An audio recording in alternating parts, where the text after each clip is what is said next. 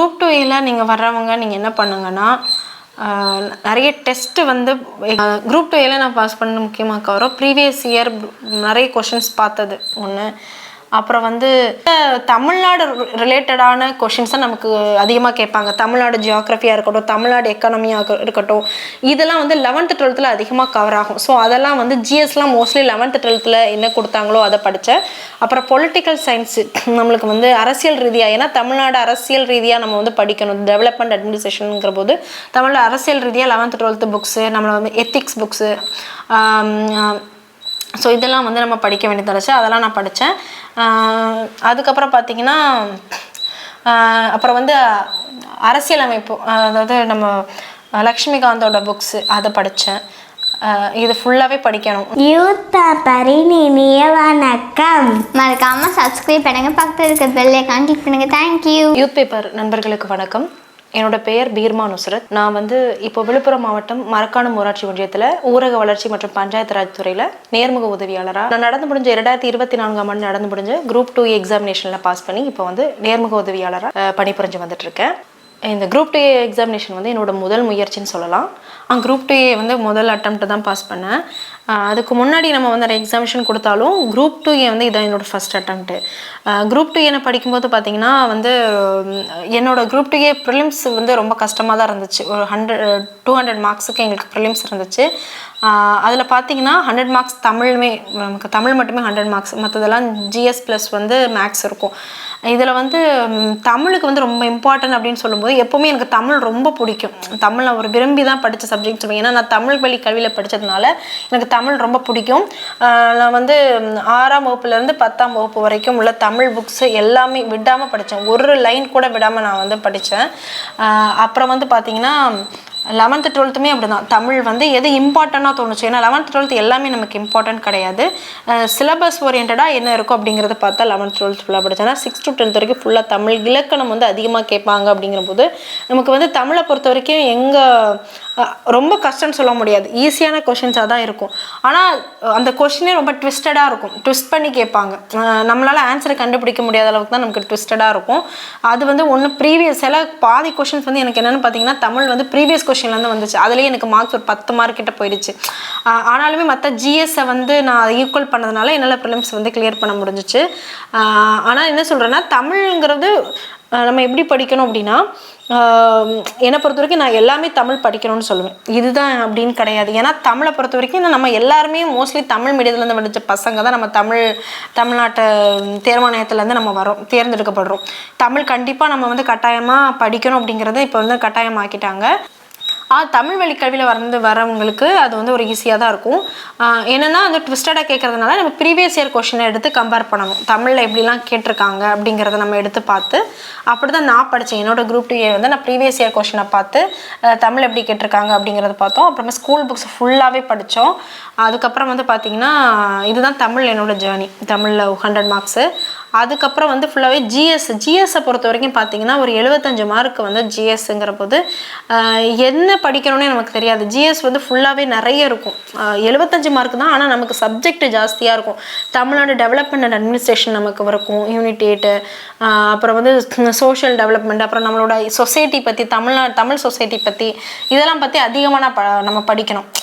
ஜிஎஸ்ஸை பொறுத்த வரைக்கும் அந்த தமிழ்நாடு ரிலேட்டடான கொஷின்ஸை நமக்கு அதிகமாக கேட்பாங்க. தமிழ்நாடு ஜியாகிரஃபியாக இருக்கட்டும், தமிழ்நாடு எக்கானமியாக இருக்கட்டும், இதெல்லாம் வந்து 11th 12th அதிகமாக கவர் ஆகும். ஸோ அதெல்லாம் வந்து ஜிஎஸ்லாம் மோஸ்ட்லி 11th 12th என்ன கொடுத்தாங்களோ அதை படித்தேன்.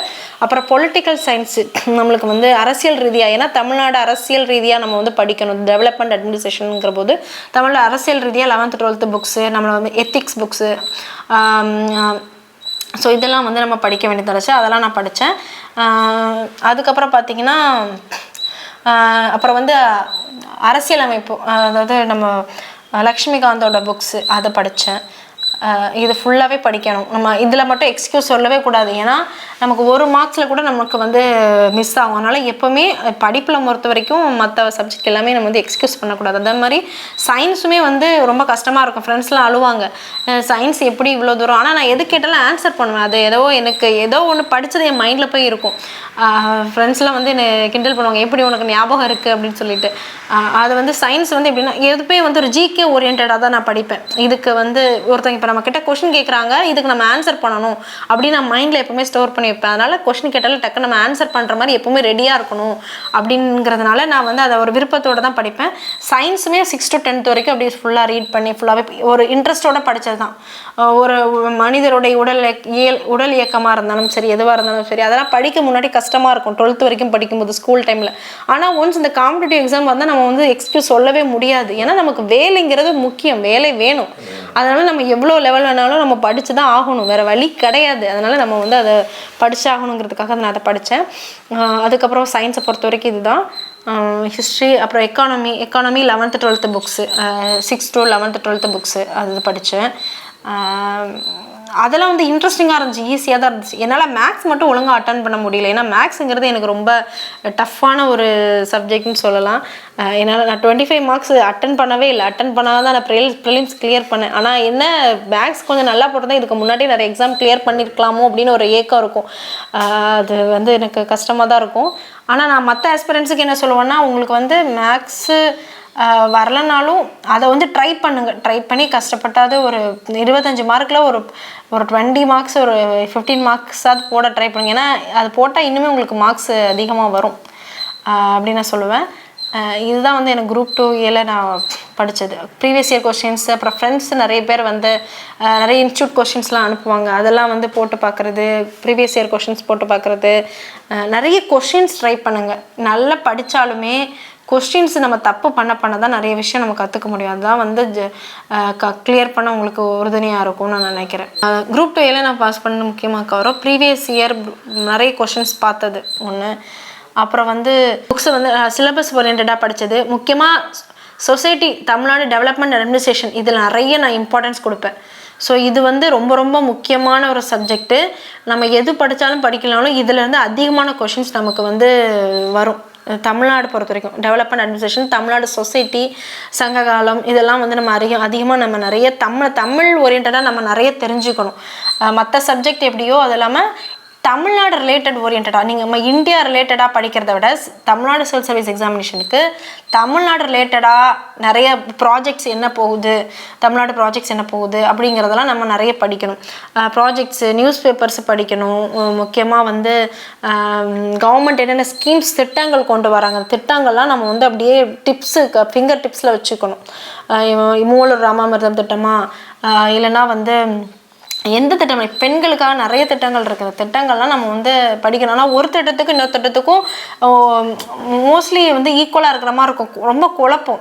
ஆனால் சின்ன சின்ன விஷயங்கள் வேறு. ஆனால் நம்ம என்ன பண்ணணும்னா அதை வந்து அது கவனமாக எடுத்து வந்து நம்ம படிக்கணும். திட்டங்கள் நிறைய படிக்கணும். தமிழ்நாடு ஓரியன்டாக முக்கியமாக குறிப்பாக படிங்க. அதுதான் உங்களுக்கு நிறைய மார்க்ஸ் ஸ்கோர் பண்ணி கொடுக்கும். குரூப் 2A நீங்கள் வர்றவங்க நீங்கள் என்ன பண்ணுங்கன்னா, நிறைய டெஸ்ட்டு வந்து எக்ஸாம், அதாவது ஒரு சிலபஸ் கொடுத்தாங்கன்னா அந்த சிலபஸை ஃபஸ்ட்டு கம்ப்ளீட்டாக படிங்க. படிச்சுட்டு அதுக்கான டெஸ்ட்டை ஃபஸ்ட்டு எழுதி பாருங்கள். அந்த டெஸ்ட்டு நீங்கள் எழுதி பார்க்கணும். உங்களுக்கு உங்களே சுய பரீட்சை வச்சுக்கிட்டால் மட்டும்தான் நீங்கள் வந்து முன்னேற முடியும். அப்படி இல்லைன்னா நம்ம வந்து தப்பே பண்ணாமல் ஒரு விஷயத்தை நம்ம கற்றுக்கவே முடியாது. ஸோ சுய பரீட்சை முக்கியம். அதுக்கு வந்து நிறைய டெஸ்ட்டு வந்து நீங்கள் அட்டன் பண்ணணும் அப்படின்னு நான் சொல்லுவேன். அதுக்கப்புறம் வந்து தேவையில்லை வேறு எதுலேயுமே நீங்கள் இன்டர்ஃபியர் உங்கள் டிவியேட் ஆகாதீங்க. படிப்பை தாண்டி வேறு எதுவுமே டிவியேட் ஆகாதீங்க. ஏன்னா நீங்கள் படிக்க வேண்டியது ஒரு 6 மாதம் தான். அந்த 6 மாதம் மட்டும் நீங்கள் கஷ்டப்பட்டால் போதும். அந்த குரூப் 2ங்கிறது இப்படி தான். இல்லைன்னா நம்ம லைஃப் பூரா ரொம்ப கஷ்டப்படணும். ஏன்னா நான் அவ்வளோ தூரம் கஷ்டப்பட்டதுனால சொல்கிறேன். ஏன்னா நான் நிறைய டைம் வேஸ்ட் பண்ணதுனால சொல்கிறேன். அந்த 6 மாதம் மட்டும் நீங்கள் கஷ்டப்பட்டால் போதும். கஷ்டப்படுறதுன்னா என்ன சொல்கிறது, உங்களுக்கு வந்து எந்த டைம் படிக்க முடியுமோ அந்த டைம் நல்லா இன்டென்சிவாக படிங்க. மற்றவங்களை எப்போவுமே உங்களோட கம்பேர் பண்ணாதீங்க. உங்களுக்கு நீங்கள் தான் எப்போவுமே ராஜா. அதனால் உங்களை யாரோடையுமே யார் உங்களை பாரு அவன் சக்ஸஸ் ஆகிட்டான்னு பாரு அப்படிலாம் நீங்கள் யாரையுமே கம்பேர் பண்ணாதீங்க. நீங்கள் உங்களுக்கு வந்து உங்களுக்கு நீங்கள் பெட்டராக இருந்தால் போதும். அந்த ஒரு விஷயத்தை நீங்கள் நினச்சிக்கோங்க.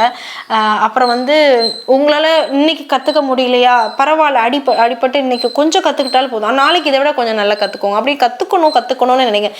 எப்போவுமே படிப்பை வந்து நம்ம வந்து ஒரு டெஸ்ட்டாக நினைக்கிறத விட, வேலை வாங்குற ஒரு விஷயமா நினைக்கிறத விட, நம்ம வந்து அது வந்து ஐயோ என்ன சொல்லுவாங்க சார்,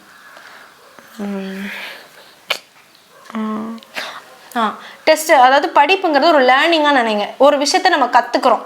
இன்றைக்கி நான் ஒரு விஷயத்த கற்றுக்கிறேன், நான் அந்த கற்றுக்கிட்டேன்னா இன்னொருத்தவங்களுக்கு அந்த விஷயத்த நான் என்னால் சொல்ல முடியும். இப்போ ஒரு திட்டமாக அந்த திட்டத்தை கற்றுக்கிட்டா நான் யாருக்காவது நாளைக்கு சொல்லிக் கொடுப்பேன்ல அந்த திட்டம் அப்படின்னு நினச்சி படிங்க. நம்ம வந்து ஒரு டெஸ்ட்டுக்கோ இல்லைன்னா நம்ம வந்து ஒரு எக்ஸாமினேஷனுக்காக படிக்கிறோமோ இல்லைன்னா வந்து வேலைக்காக நாளைக்கு அப்படிங்கிறத நம்ம நினச்சி படிக்கக்கூடாது. ஒரு திட்டம்னா அந்த திட்டம் நான் 4 பேருக்கு நம்ம இது சொல்லிக் கொடுக்கும்போது யூஸ் ஆகுமே அப்படின்னு நினச்சி படிங்க. ஒரு 4 பேருக்கு இது யூஸ் ஆகட்டுமே அப்படின்ட்டு. நம்ம படிப்பு நம்ம கூட இருக்கிறத விட 4 பேருக்கு யூஸ் ஆகுமே, நாளைக்கு நம்ம ஒரு அதிகாரியாக போனால் அது 4 பேருக்கு யூஸ் ஆகுமே அப்படின்னு நினச்சி நம்ம படிக்கணும். ஸோ அந்த மாதிரி விஷயத்த நம்ம யோசிச்சு நம்ம நினச்சி படிக்கணும். ஆஸ்பிரண்ட்ஸை தான் சொல்லுவேன். அதுக்கப்புறம் வந்து சூழ்நிலை சொசைட்டியல் ப்ரெஷர் எவ்வளோ இருந்தாலும் சரி, அதை நீங்கள் வந்து ஒரு பொருட்டாக எடுத்துக்கக்கூடாது. ஏன்னா சொசைட்டி அப்படி தான், அவங்கள நம்ம மாற்ற முடியாது, நம்மளை நம்ம மாற்றிக்கணும். நம்ம மாற்றிக்க தயாராக இருந்தாலே நாளைக்கு சொசைட்டி நம்மளுக்காக சேஞ்ச் பண்ணுவோம். அவங்க சேஞ்ச் பண்ணதும் இது. ஆனால் பட் நம்ம சம்பாதிச்சு தானே நமக்கு சாப்பாடு. ஸோ அப்போ நம்ம வந்து சம்பாதிக்கிறதுக்கு முக்கியமான வேலை தான். அந்த வேலை நிரந்தர வேலையாக இருக்கணும். அப்போ அது அரசு வேலை. அப்போ அந்த அரசு வேலைக்கு நம்ம வந்து முயற்சி செஞ்சு நம்மளால், அதாவது நம்ம செத்து படிக்கணும்னு சொல்லுவாங்கள்ல, அந்த மாதிரி நம்ம இருக்கணும். நம்ம அந்த படிப்புக்காக உயிரை விடுறோம்னு சொல்லுவாங்கள்ல, அந்த மாதிரி நம்ம படிப்புக்காக நம்ம வந்து ஒரு உயிரை, அதாவது நம்ம இன்னுயிர் கொடுத்து நம்ம வந்து படிக்கணும்னு நான் சொல்லுவேன். அவ்வளோதான், இந்த மந்திரமே அவ்வளோதான். ஏன்னா சும்மா நார்மலாக படிக்கணும்னு நினச்சா நம்மளால முடியாது. ஆனால் உயிரை கொடுத்து படிக்கணும், ஒரு வெறித்தனமாக படிக்கணும்னு நினச்சா மட்டும்தான் சக்ஸஸ் ஆக முடியும். ஏன்னா அது வந்து ஒரு மூச்சாக நம்ம வந்து எடுத்துக்கணும். அது ரத்தத்தில் ஒரு கலந்த ஒரு விஷயமா படிப்பை நம்ம எடுத்து படித்தா மட்டும்தான் நம்ம வந்து ஆஸ்பிரண்ட்ஸ். நீங்கள் அதனால் நீங்கள் ஃபஸ்ட் அட்டம்ப்ட்லேயே அட்டம் பண்ணணுன்னா அந்த 6 மாதம் ஒரு கஷ்டப்படுங்க, அவ்வளோதான்.